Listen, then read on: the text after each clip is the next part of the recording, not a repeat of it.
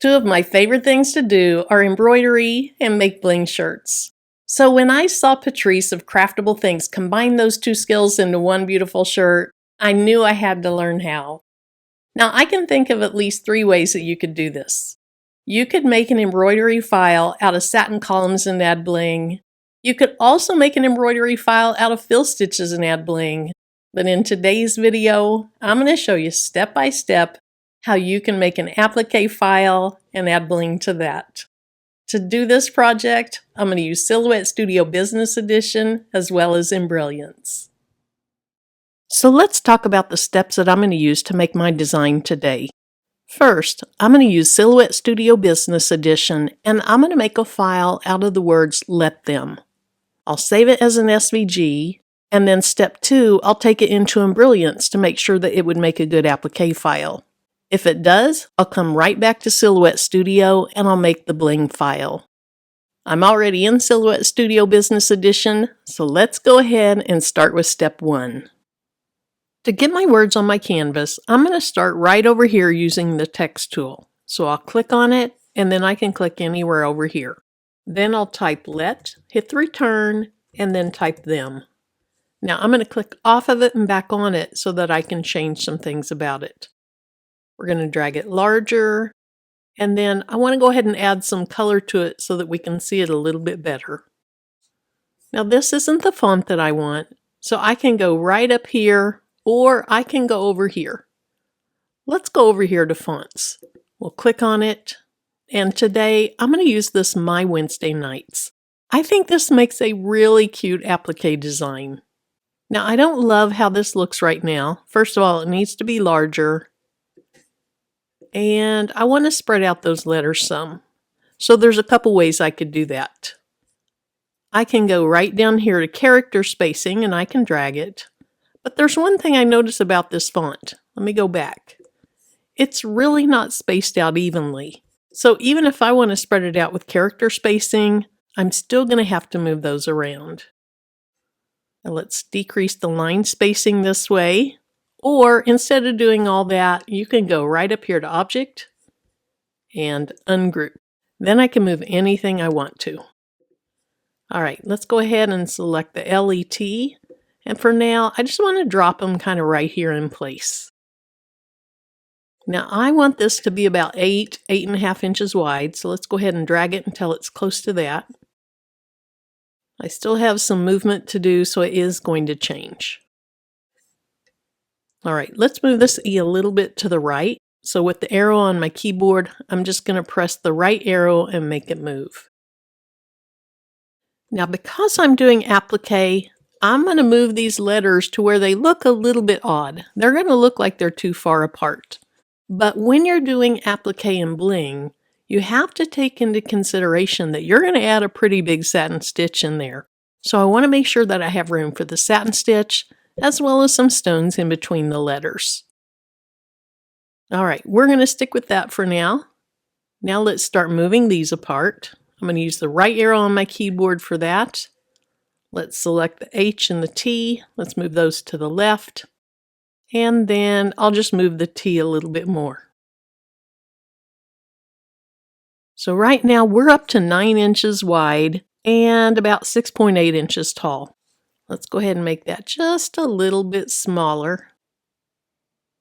And then I'm wondering what it would look like if I make it a little taller. All right, let's go with that. Except I do want to move that L over 1 or 2 more times. I think that looks good.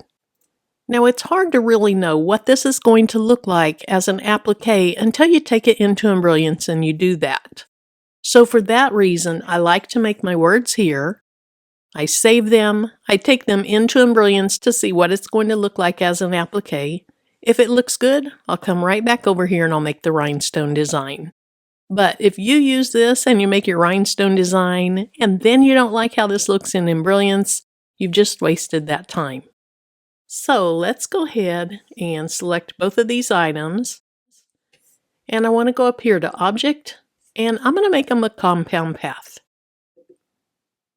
One thing to take into consideration when you're taking files into Embrilliance is how many nodes or how many points there are. So let's look and see what we see.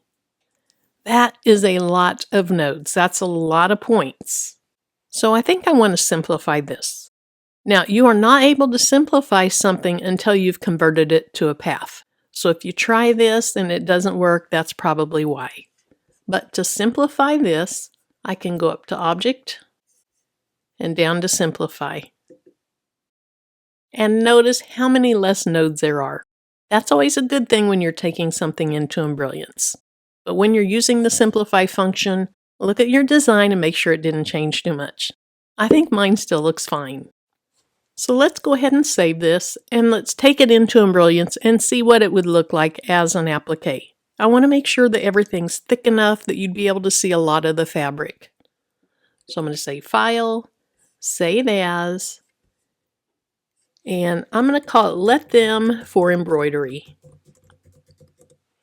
And then I'll save this as an SVG. So let's go ahead and bring up Embrilliance. Now the feature that I'm going to use in Embrilliance is a Stitch Artist Level 2 feature. You have to have Stitch Artist Level 2 to bring in SVG files. To do that, you're going to go right up here to the Create Designs. We'll click on it, and that brings up a whole lot of options. But the one we're focusing on is right here, and it's called Vector. An SVG file is a vector, and so we'll use this vector feature to bring in that file. So let's click on Vector. The file's right here, so we'll select it and we'll say Open. Now the first thing I want to do is take a look at this file. So you're going to click right here to expand it, and I see that the E and the inside of the E are not combined. I want to go ahead and combine that, and that decreases a lot of issues down the road. So I'm going to click on the outside of the E. On my Mac, I'm going to hold the command down, add the inside of the E to it, let up on my command, go right up here to Create, Outline, and Combine Holes.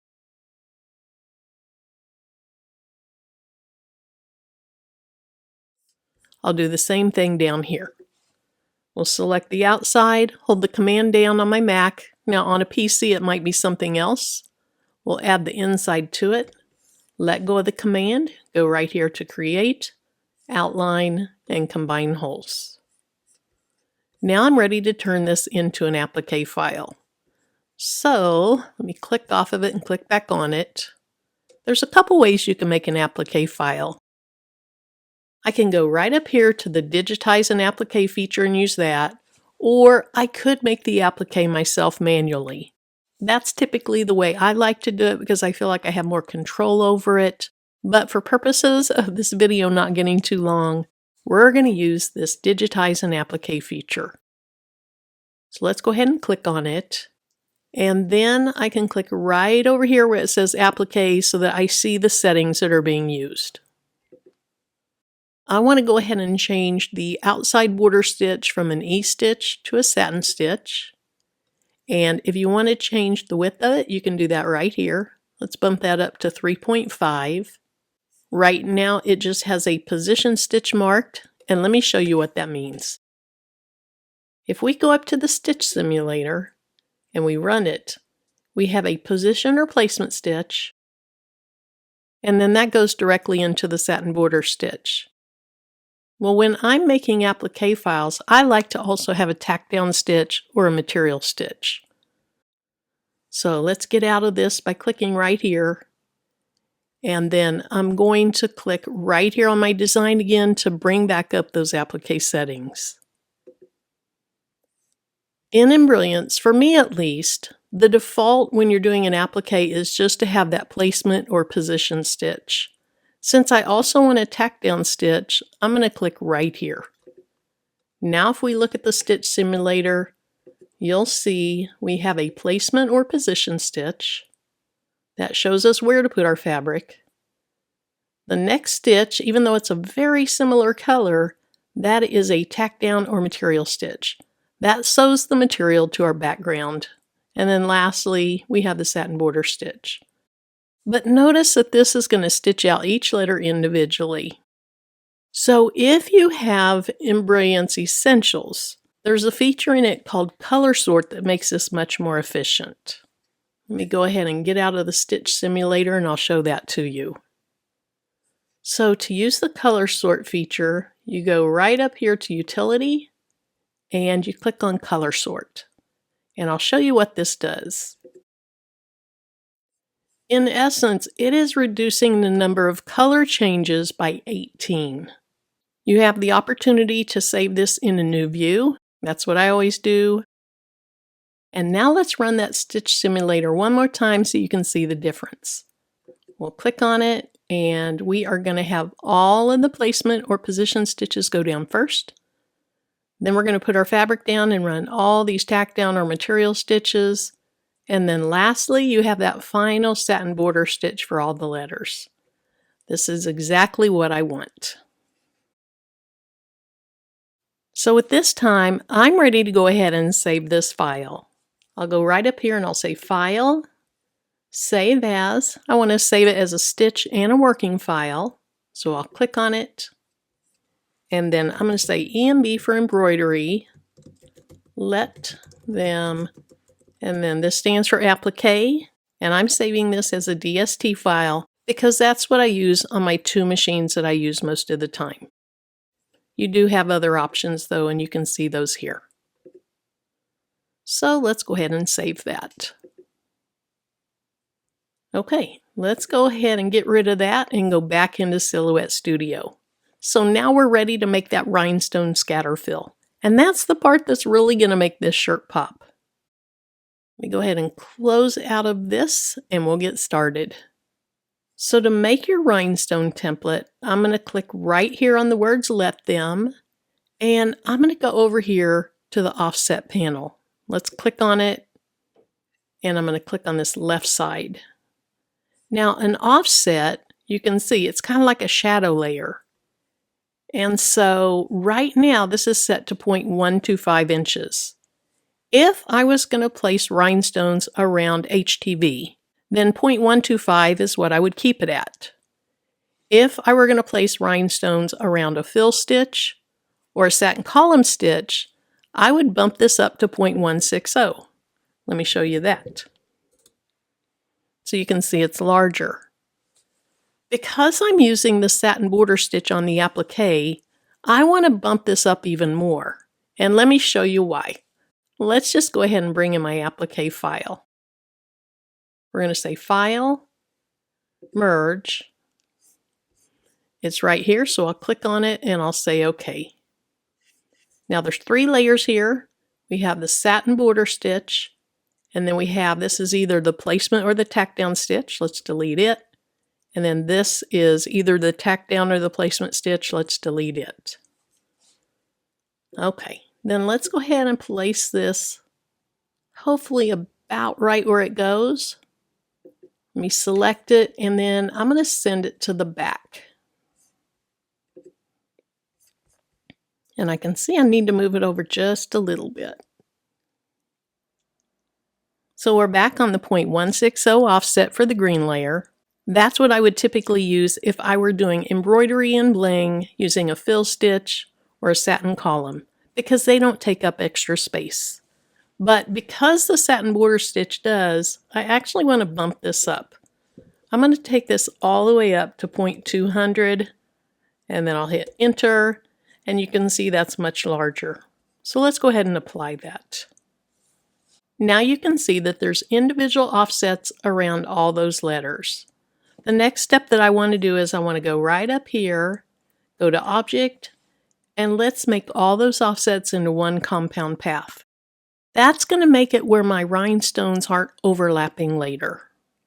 So we'll click on Make Compound Path, and then we're ready to add stones to this. I'm going to go right here to rhinestones. I'm going to make sure I'm on the right size of rhinestone for what I plan to use. And then I'm going to go up here and I'm going to put rhinestones around the edge of each of these offsets. So I'll click on this and there they are. Now let's turn those a color so you can see them a little bit better. That looks good. Now let's go back to that rhinestone panel and I want to change the spacing of the stones. 0.039 is the default in my software, but I want to decrease that to 0.025. Now, all these numbers that I'm using, these are just my own personal preference. The size of your offset is personal preference. The size of your rhinestone spacing is personal preference. You just have to get in here and play around with the numbers and see what works for you. See what you like. Now that I have my first row and it looks good, there's plenty of space between that satin border stitch and the stones, I'm ready to do my second row. With my first row still selected, I'm going to go back over here to the offset panel. We'll click on it. We're going to click on this left side. And now, since I'm not around a satin border stitch anymore or stitches at all, I'm going to bump this down. We're going to take it down to 0.160. And that's what I'm going to use for the rest of this design. So I have it at 0.160. I'll click apply. When I do, you're going to see those rhinestones hug up against the black rhinestones just a little bit more. Okay, let's go ahead and change these black so that you can see them better. And that's what we have so far. Now that's cute. If you want the spacing of the rhinestones in the first row and the second row and the third row to all be the same, all you're going to do is keep going to offset. Set your offset at 0.160 or whatever you're going to use, and you can have as many rows as you want. I think it's a cute pattern, but really I want to scatter fill today. So we need to spread out the stones in this second row. To do that, I'm going to go back over to my rhinestone panel, and for this row, I'm going to space them out to 0.075. That row is still selected, so I go back to offset. Click on the left offset, click apply, go back to the rhinestone panel, and this time I'm going to space them out to 0.150. Now we're going to go back to offset. We're going to click offset on the left. We're going to click apply. Then we go back to the rhinestone panel, and for this row, I want it at 0.225. I'm going to do one more row, so we're going to go back to offset, click on left offset again, click apply, and then for this final row, when we click on the rhinestone panel, we're going to bump this spacing all the way up to 0.300, or you can just put 0.3. Okay, so let me grab all these rows. That way I can turn all the stones black and we'll be able to see them a lot better. Okay, so I think that looks pretty cute. Now, after the tutorial, I am going to put a heart here because I don't like this big gap here, and I also think a heart goes really nicely with the concept of let them. Despite what other people might do or might say, you're going to remember that what they do or what they say doesn't matter, and it doesn't affect how you feel about yourself. Now, easier said than done, I know, but that's the concept. So I think this looks pretty good, but if I want to make any changes to it, I'm going to do that in the next step. And this next step is required whether I'm going to make changes to any of the stones or not. Now, to select all the black stones, to make sure you're getting all those rows, you can select by color. So we are going to go up to Panels. We're going to come down to Select by Color. We're going to click over here on the Fill side, and we're going to select black because that's going to select all our rhinestones.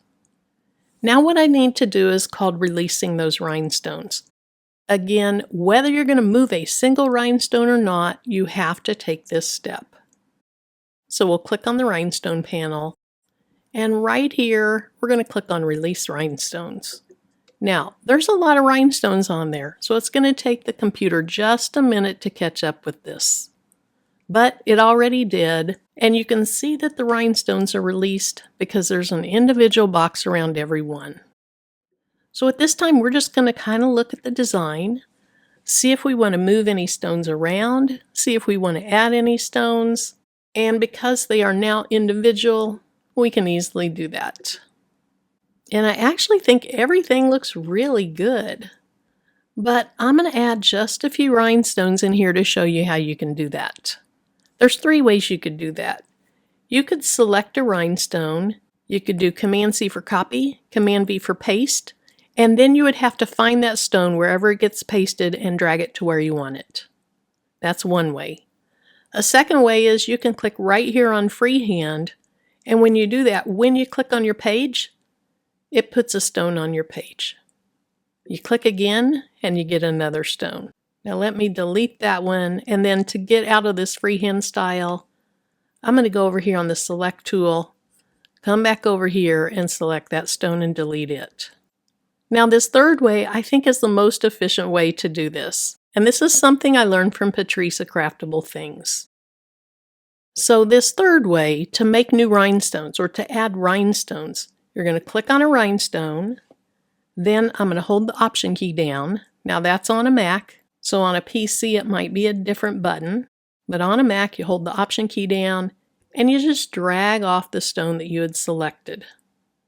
That creates a new stone. Now I still have that Option key held down, so what I can do is just drag another one. I still have it held down, so I can drag another one. We'll drag another one, and let's just drag one more. Now let's move some of these around. So I let go of that Option key so I could do that. I'm just going to kind of move these out, spread them out a little bit. And I think I'm happy with that. You can add as many as you want. If your design got a little too large, you can remove some. You can really do this however you want. Okay, I'm curious how large my design is. All right, I'm up to a little over 10 inches and I'm perfectly fine with that.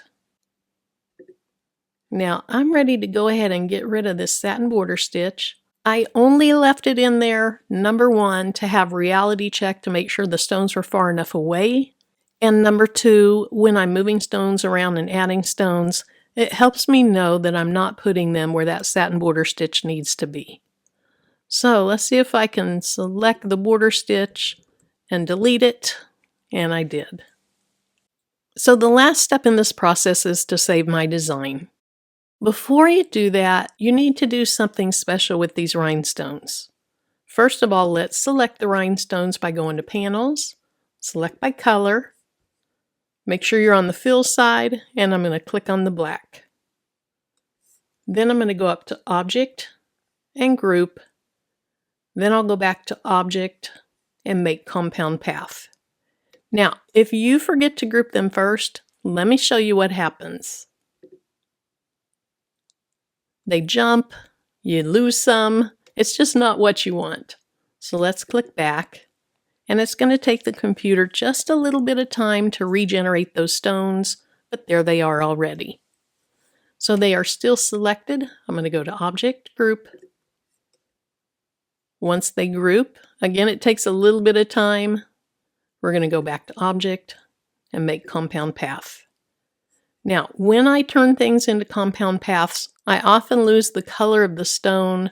It becomes clear, or sometimes it turns another color. So all I need to do is go back over here to the fill style, and I can turn it back to black. Now, if I knew I was only going to use this Bling template for embroidery and bling, I would get rid of the words "let them," but somebody might want to use this with HTV. So for that reason, I'm going to go ahead and leave both of those in there, the words and the stones, and I'm going to group everything together. So I'll select it all, and I'll go to Object and Group. So now we're going to go ahead and save this file. When I save a file that has rhinestones in it, I like to put the dimensions of the design in the file name. Because sometimes when you take rhinestone templates into cutting software, sometimes they don't go in quite the right size, and I want to have that size handy so that I know what to resize it to. So to name this, I'm going to go File, Save As, then I'm going to name it Rhinestones.